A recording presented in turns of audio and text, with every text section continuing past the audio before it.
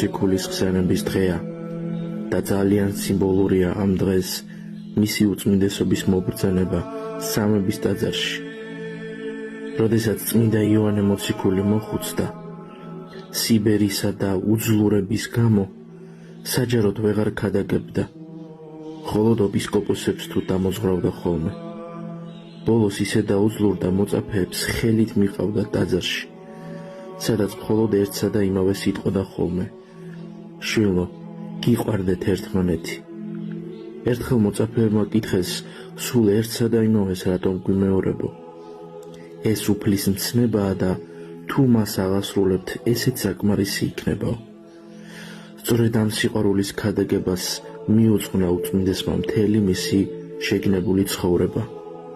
თითქმის 92 წლის ასაკში, როდესაც ხორციელად დაუძლურდა, მისი უდრეკი სული კი არ ტყდება და არ წყვეტს მრევლისა და ხალხისათვის ლოცვას და დალოცვას.